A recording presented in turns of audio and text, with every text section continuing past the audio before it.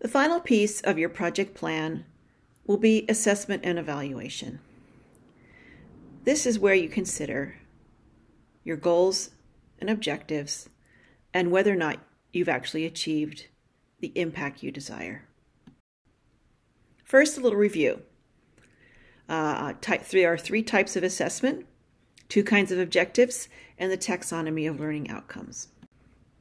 Okay, first of all, 3 types of assessment. We've talked about this before. There's assessment that you do at the beginning of a project called front-end assessment. This helps you to identify your goals, establish the processes for your project, and set priorities for involving audiences. Formative assessment is what you've engaged in if you have done anything throughout the development of the project to assess where you're at in terms of your goals. So for instance, this might involve collecting information and materials, vetting what you've done so far with stakeholder groups, checking in accuracy, tone. In other words, all the ways in which you've shaped the project through various kinds of input. And most specifically, this usually entails checking in with stakeholders or assessing audience needs or interests in some way. So all of this will have been done by the time you get to the point of creating your assessment plan for your capstone project. So really, when we talk about assessment at this point, we're talking about summative assessment or evaluation. Right? This is the part at the end of the project after it's been implemented where you evaluate how effective you've been, what kind of impact you've had, and checking back in to see how you've achieved your specific goals and outcomes. Summative assessment is also critical for ongoing programs so that you can refine and improve your program or your project over time. So let's say you mount a series of book discussions and then you do a summative evaluation that suggests that maybe certain changes in format or different kinds of advertising or marketing might be more effective. Then you can use the evaluation to improve your program. Now for your projects, obviously you aren't going to be releasing them out into the world and then evaluating them at a later date. So what you're doing at this point is really just creating a plan. How would you evaluate in a summative way your project if it was out there in the real world? Now, let's check back in with goals and objectives. We talked about 2 kinds: outputs, what happens, what's offered, what gets created, who attends, how many hits does a website get, how much money is made, which communities are reached, and so forth. Largely quantitative aspects of your project. And then there are outcomes. This is that sweet spot. Remember the impacts, what people learn or experience, how many people you reach in a larger way. Are there any subsequent effects? Do people then engage in a certain kind of activity as a result of attending your program? And of course, you remember the taxonomy of learning outcomes. We talked about everything from life-changing experience, right, to this kind of middle range of outcomes where people have a changed attitude or emotion, an increased appreciation, perhaps gain specific knowledge, or expand certain kinds of social relationships. And then at the baseline, kind of just basic skills or knowledge that people gain. So you want to think about, as you create your evaluation plan, what is it that you are wanting to measure? Where do your outcomes and goals lie within this taxonomy? And what kinds of tools will help you get at that? So, how will you know you've achieved your goals? Evaluation. The first thing you need to do in evaluating is to think about those outcomes. How will you know you've achieved them? You need to have some kind of baseline or criteria for success that you can measure. So for instance, in a quantitative sense, this could be a number of people who attend, or the number of programs, or the percentage of students who complete an activity, for instance, if you're talking about an educational program. If you're doing something that people will attend, you probably have a sense that, well, we are looking to attract about 100 people over the course of this series. Or let's say you're releasing a film or a website, then you might say, we're targeting X number of hits in year 1, or this will be distributed in 5 outlets and reach an audience of approximately, 200. Obviously, these are not the numbers I'm holding you to, but just to give you an example. So that's one way to establish quantitative baselines for success. We're going to reach X number of people, and that's how we're going to know that we've had the reach that we aimed for. Another interesting example of this is if you have a dual audience for a program, like which we often did for the immigrant projects that I worked on. We often aimed for a 50% from the community, 50% from outside the community. So our baseline for success was that we had a mixed audience that was roughly 50-50. Qualitative goals are much harder to establish a baseline for success for, certainly one that you can measure. But if you go back to your outcomes that you've set out, chances are in there are qualitative baselines. So for instance, if you had certain key messages or themes or learning outcomes for your project, then one of your qualitative baselines would be that people who used or participated in or viewed this project would be able to identify these 3 themes, right? So, or even that a certain percentage will like the program, right? Or let's say you have the idea that 25% of your program participants will become members or sign up for a second program, and so forth. So think about for your project, what does that look like? Go back to your outcomes. How would you know you've achieved them? And then set a baseline or a criteria, what it is that you're going to measure. After you've done that, then you can think about what are the mechanisms for evaluating and measuring that criteria. So for each goal, try to come up with 2 ways to measure it. For instance, and here I'm going to be using programs because that's what I have the most experience evaluating, and so, but you can modify this for your own project.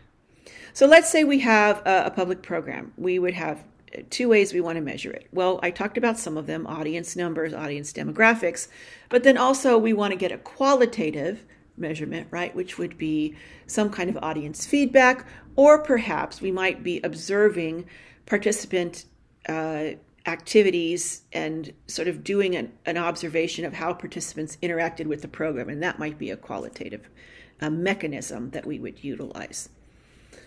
So think about what your mechanisms are and design a tool that will allow you to measure that. So for instance, with visitor or attendance or user counts or hits, you would use a count, right?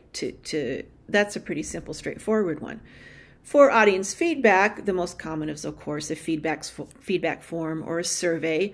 So if you have a website that's up there, you're counting the number of hits. That's one way of measuring it. A second way of measuring it might be through a survey or a single question or some kind of feedback mechanism that would then allow people to make comments on what you've put up or suggest the ways in which it had impacted them. Right? Other things that we use in public history include focus groups. So if you have a specific set of stakeholders or audience or community in mind that your project is for, it often makes sense to do focus groups either at the formative stage, but you can also do them at the summative stage, bringing people back together to assess whether or not they think the project was effective or not. So let me show you an example of 2 programs that I evaluated as part of my work at the Balch Institute for Ethnic Studies back in the day. The first was Extended Lives, the African Immigrant Experience in Philadelphia. And as you may recall from my planning slideshow, there were 2 sets of outcomes, one for African communities and one for the general audience. And so then we had to design assessment tools that would allow us to measure both of those sets of outcomes. So this is what we did. We had the following mechanisms. We did, first of all, formative and summative focus groups with African community advisors. So we did that I just described. At the end of the project, we brought them back together and we did a focus group with them. We also did individual interviews with some of the African community advisors from that committee. We took counts of visitor and program attendance. We also did demographic counts. So we made sure to have a way to measure whether people were from the African communities that we'd worked with or whether they were a more general audience. We also did measure the number of people who participated who were teachers. Another thing that we did is we had a dedicated staff member who would do participant observation of attendee or presenter behaviors in the exhibition space and during programs. So we would keep track, for instance, during the Q&A of what kinds of questions were asked and what kinds of themes were discussed during the Q&A, often by way of seeing whether or not people had taken away some of the ideas or were engaging with some of the ideas that we wanted them to engage with. We also did a focus group with program attendees, and we also did surveys at all of the programs that gleaned audience feedback from program attendees and also people who came to see the exhibit. Now let me talk a little bit about surveys, because this is certainly one of the most common ways in which we seek to get feedback on and evaluate public history projects. When you create a survey, there are different kinds of questions that you can ask, different kinds of ways that you can structure your survey. So again, you want to go back and think about, what is it that I'm trying to measure? What is it that I want to know? Right? What kinds of information do I need to gather? So one way is to do a set of open-ended questions. This is certainly the richest way to get individual experience narratives, how people experienced a program, how they interacted with a project, what they liked best. But they're also the hardest to process. In other words, you're going to have to do some serious thematic work with your survey results, which I'll talk about in a minute. Another way is to do identification-oriented questions. Ask what was useful, what was interesting, what did you like best, what did you not like, how could this program be improved, is another question that's often asked. You could also use what's called a Likert Scale, where you ask people to rate something from, and this is if you've filled out a student evaluation of a course at GSU, you've engaged with a Likert Scale, right? Rate this, how would you rate this project experience from on a scale of 1 to 5? And then you can also ask specific content questions. If there are specific themes or ideas that you want to know how people engaged with them, you can ask them specifically about that, right? Or you can ask them to identify specific themes or ideas, kind of like a multiple choice question on an exam. The main thing is you want to match your questions and question types to the goals you are assessing. What kind of information do you need? Now, many surveys are some combination of all of these kinds, so that you might think about, are there certain, you want people to just rate it generally, but then you might want them to comment, right, more specifically on what they liked or didn't like, or offer some sort of open-ended feedback. And you can use these in combination. So let's take a little bit closer look at some of these kinds of questions. In an open-ended questionnaire, you might say, what ideas in today's talk were the most interesting or why? How could the program be improved? What future exhibits or programs would you like to see? What ideas are you taking away from today's tour or today's program? You might ask them to identify things like what aspects of the program are most interesting to you and ask them, check all that apply, right? This is when if there are specific aspects of a program format that you're trying to assess, you want to see what's most effective, or you want to think you have maybe multiple components to your project. Maybe there's a website, and there's also a blog, and there's also a film, or there's also an exhibit, and then maybe there's a website that goes along with the exhibit, and maybe there's programs. And you want to get a sense of which parts of the project were the most interesting to the people who engaged with it. This is a good way to get at that kind of information. The Likert Scale I just mentioned before asks participants to rate an aspect of the program in a numerical or valued scale. Okay, Likert scales are great because they're easily quantifiable.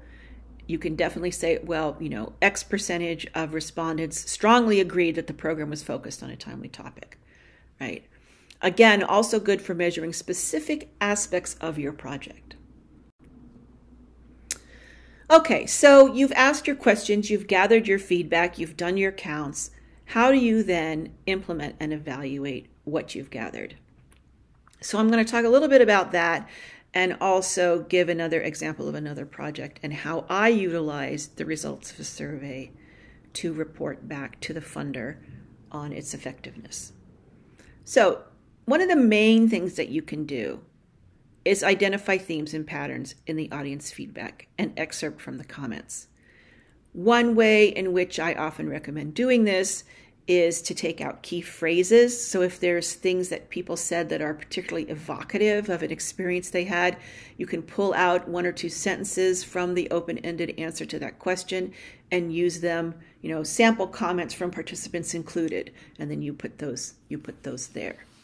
But also you can quantify these qualitative comments by looking for specific themes or for specific keywords, right? So let's say, you're looking at the audience comments or the visitor comments and you notice that people keep saying certain words over and over again, like maybe engaging or fascinating, or maybe they were saying, oh, wow, eye-opening, right? These are keywords that you can draw out, and you can literally count how many people use this word, right? So 65% of the visitors to the exhibit identified the section on this topic as the most meaningful, right? Or use these words to describe this part of the exhibit. So look for themes, look for keywords, again, looking for patterning in the comments of the audience or visitors, just as you looked for patterning in a historic primary source, right? You can do the same thing in observations or even in the response to Likert categories.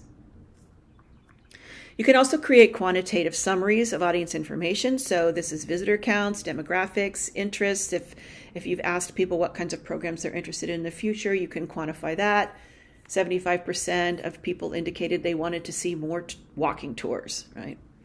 And then finally, identify your impacts. Taking all of this into account, what were the areas of strength? What were the needs for improvement? What were the ideas for future programming? In a sense, you're kind of identifying all of this, laying it out, and then stepping back and saying, overall, right, what did I then achieve, right? What ideas were most impactful for visitors, right? What were the aspects of the project that people thought were least effective, right? And now you've got an evaluation. So this is what I did when I evaluated a project that we did with Latinos in Philadelphia. Again, I had my threefold goals: document the histories and contemporary experiences, enhance general public understanding, and to bring together and link various Latino communities. These are all very, very broad goals. So we established more specific objectives that were meant to realize these goals. Again, we had a twofold set of objectives, 3 objectives for the participating Latino communities, which included greater public visibility, enhanced self-understanding, and strengthened networks.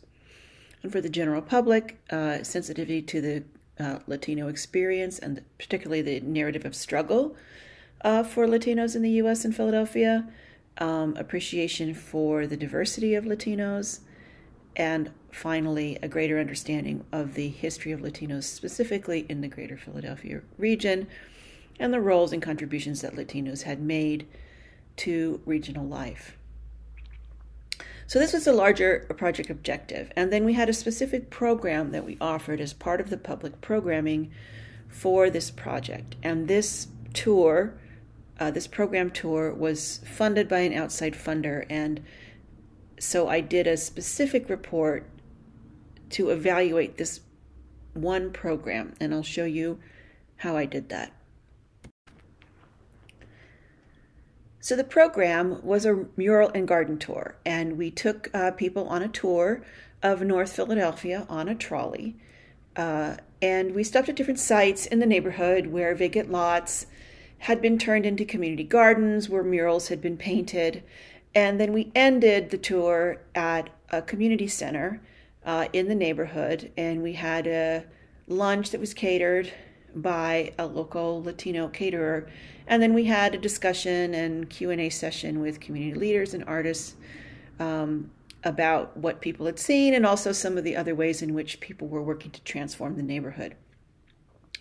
So we had specific objectives, experience and learning objectives for the tour. We wanted to showcase the creative efforts in the neighborhood, the way in which local residents had worked to combat blight and revitalize areas of the neighborhood through creative expression.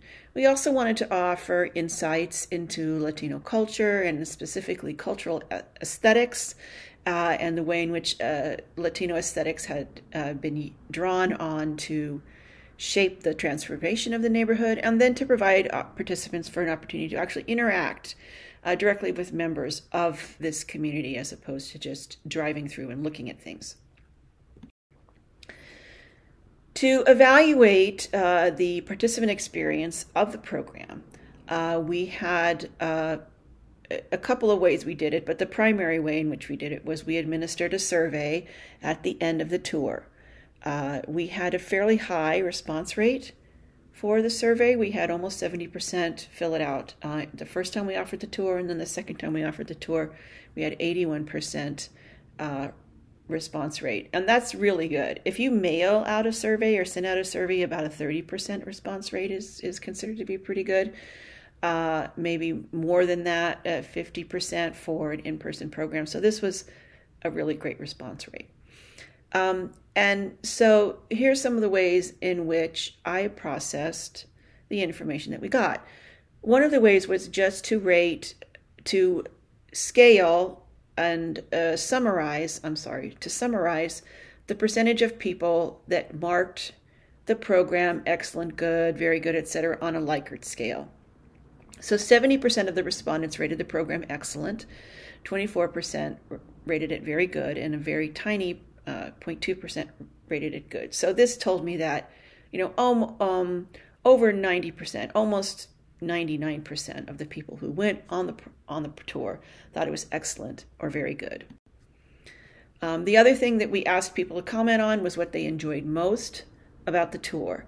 And then again, we looked for patterns or repetition across answers. So the primary thing that people enjoyed most about the tour was the interaction with the neighborhood residents. This was overwhelmingly the thing that was most often mentioned across the different questionnaires, to the tune of 35%. And then people also mentioned the speakers, the guides, and then the lunch. And then we looked at secondary aspects. People enjoyed the murals and gardens, the chance to learn and explore the local history, and the chance to meet local artists. So, and the way I came at these percentages was just to see the number of people who mentioned or checked that the interaction with the neighborhood residents was what they enjoyed the most.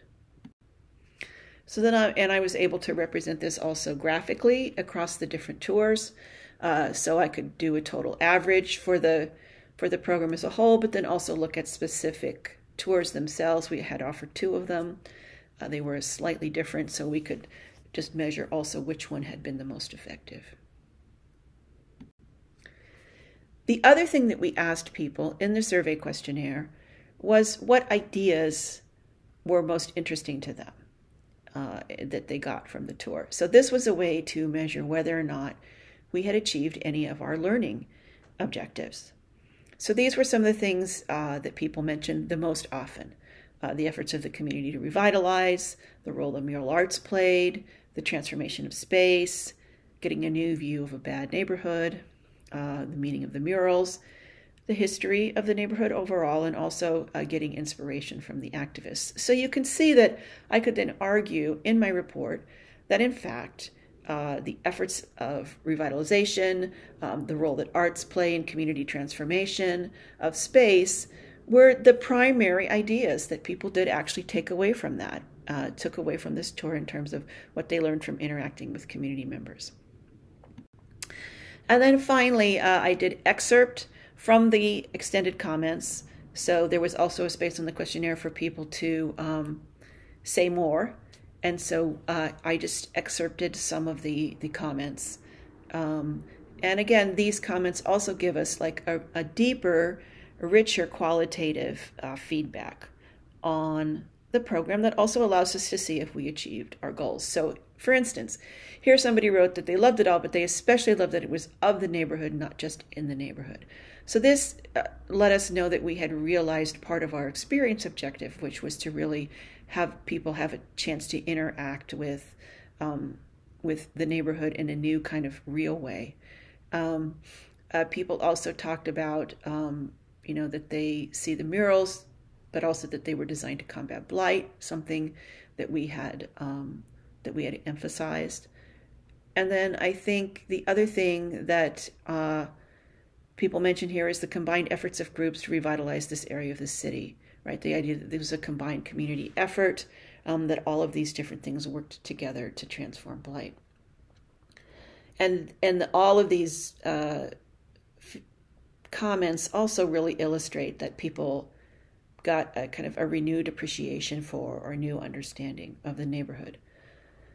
So this is a good example of how you can take just a single program, and by utilizing a survey questionnaire, you can get quantitative information. You can get, we certainly counted the number of participants on the tour and looked at the demographics.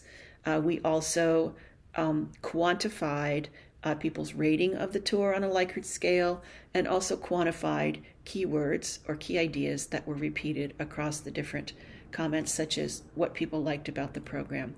And then we could also take a deeper dive into the comments as a whole and understand to the extent to which people had gotten some of the messages or some of the ideas that we'd wanted them to get.